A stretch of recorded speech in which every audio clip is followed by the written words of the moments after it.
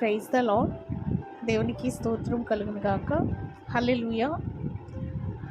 ప్రభువైన యేసుక్రీస్తు వారి దివ్యమైన ప్రశస్తమైన నామములో మీకందరికీ నా శుభములు తెలియచేస్తూ ఉన్నానండి. అందరూ బాగున్నారండి. ఈరోజు దేవుని వాగ్దానము పరిశుద్ధ బైబిల్ గ్రంథం నుండి కీర్తనల గ్రంథము 37వ కీర్తనలు 4వ చరణం చదువుకుందామండి. యెహోవాను బట్టి సంతోషించుము, ఆయన నీ హృదయ వాంఛలను తీర్చును. ఆమేన్.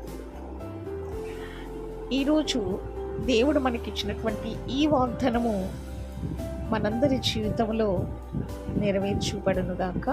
ఆమేన్.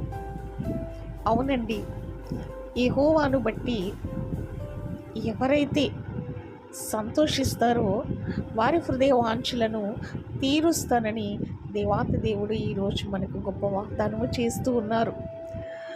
మరి దేవాతి దేవుడు మనకిచ్చిన గొప్ప రక్షణను బట్టి, ఆయన మన కొరకు చేసినటువంటి ఆ ప్రాణ త్యాగమును బట్టి, ఇంకా ఆయన మన కొరకు చేసినటువంటి అద్భుతాలు, ఆశ్చర్య కార్యములను బట్టి మనం ఎల్లప్పుడూ కూడా కృతజ్ఞత కలిగిన వారముగా ఉంటూ సంతోషించే వారంగా మనం ఉందాం.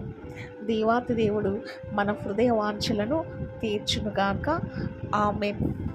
God bless you all. Amen.